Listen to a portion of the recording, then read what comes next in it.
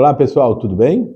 Hoje não é sexta-feira, mas vamos de partiu reflexão, né? Nessas últimas semanas a agenda ficou meio conturbada, muitas reuniões de conselho e aí acabou não sendo possível fazer a nossa reflexão de sexta-feira, né? Mas eu resolvi fazer essa reflexão porque eu acho que são pontos importantes que vocês precisam considerar, além das nossas necessidades técnicas de conhecimento, né? O dicionário Collins, ele todo ano escolhe uma palavra do ano, né? E isso é interessante porque elas vão se conectando. No ano de 2022, ele trouxe uma palavra é, que é permacrisis, né? Perma de permanente, crisis de crise, né? E ele fala o seguinte, até anotei aqui, é, longo período de instabilidade e insegurança, especialmente aquele resultado de uma série de eventos catastróficos, né? É o que a gente vive, é o que nós estamos vivenciando. Nós estamos vivenciando uma turbulência, né? A todos os momentos nós temos uma novidade. Não precisa ser uma guerra, não, apesar de nós termos ali, né? Mas são novidades, tecnologias novas, e é uma turbulência, é uma coisa atrás da outra. Então, nós vivemos conceitualmente numa crise permanente, né? E isso é pautado por tudo aquilo que acontece no nosso dia a dia, seja na vida pessoal, seja na nossa vida profissional. A palavra de 2023 que ele traz é inteligência artificial, né? Então, hoje vocês devem estar vendo várias webinars, várias pessoas falando de inteligência artificial, tal. E eu gostei da forma como ele descreve, né, como ele conceitua inteligência virtual, inteligência virtual mesmo, né?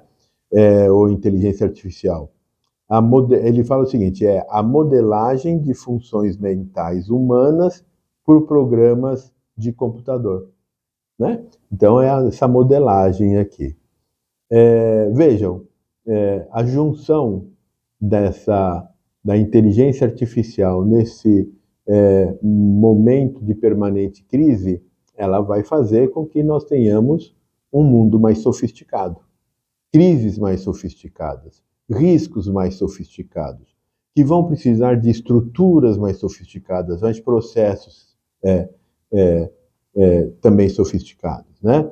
Os profissionais precisarão ter uma visão mais sofisticada, mais holística, olhar para o futuro de forma diferente, enxergar os riscos além daquilo que é visível, né? Então, nós precisamos trabalhar essas condições. As empresas precisarão ser mais flexíveis, né, por todas essas mudanças, pelas mudanças regulatórias que vão se avolumar e tem a chance até de se globalizar essas mudanças regulatórias, né? Então ela tem que ter essa flexibilidade.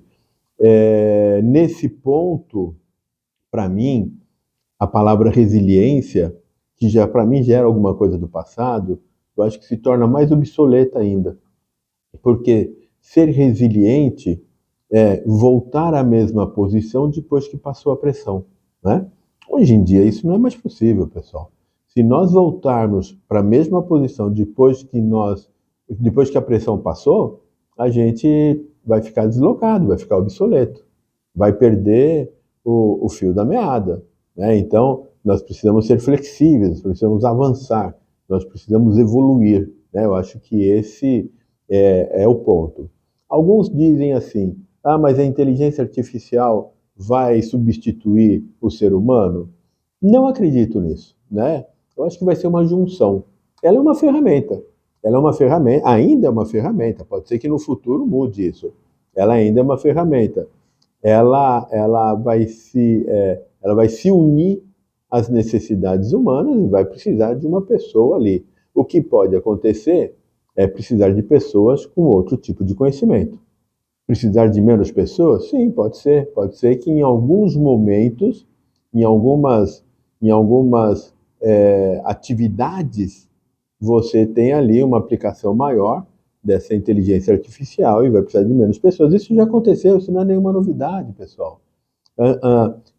Acho que nos anos 80, nos anos 90, quando começou a robotização das indústrias, né? Eu me lembro que uma montadora precisava de 30, 35 mil pessoas para trabalhar, para fazer um volume pequeno de veículos.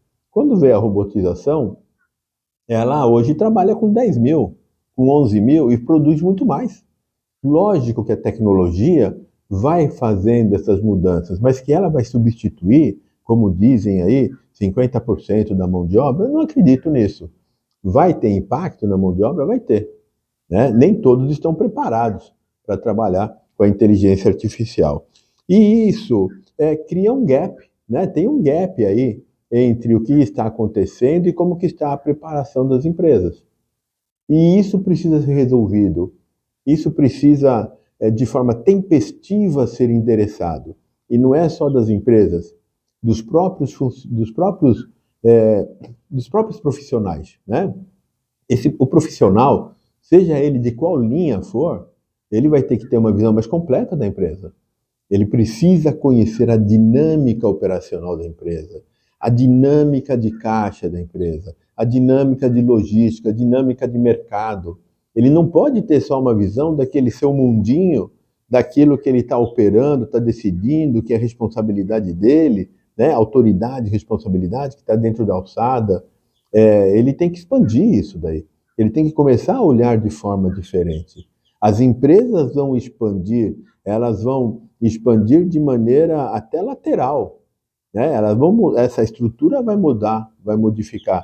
E vocês vão precisar, e as empresas vão precisar de profissionais melhores preparados para fazer essa gestão. Risco também. Nós precisamos olhar para riscos e são riscos emergentes, que nós nem sabemos ainda como que tudo isso vai impactar a operação. Mas, mais importante, com toda essa turbulência, com toda essa mudança, é que as empresas tenham a sua governança bem fundamentada. A governança precisa estar fundamentada. O coração da governança corporativa é gestão de risco. É a gestão de risco que vai trazer uma visão proativa para que nós possamos aumentar a capacidade desta empresa em alcançar os seus objetivos, né? Lembrando que os objetivos operacionais que estão dentro da camada de processos operacionais, eles devem estar relacionados aos objetivos estratégicos, e os objetivos estratégicos precisam estar relacionados à missão da corporação, porque é por meio da missão que nós criamos valor às partes relacionadas, princípio de governança, né? Então, nós precisamos ter todo esse alinhamento, nós precisamos trabalhar com uma governança estruturada, e essa governança estruturada, mais importante do que a estrutura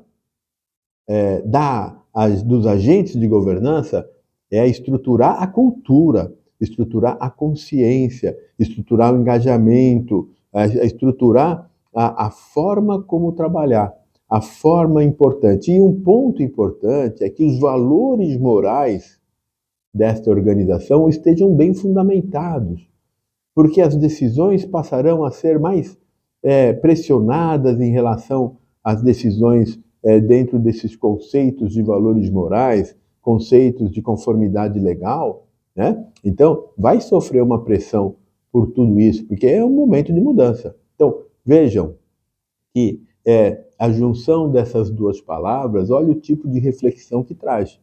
E, para mim também, tudo isso é um wake-up call, né? Opa, pessoal, vamos acordar.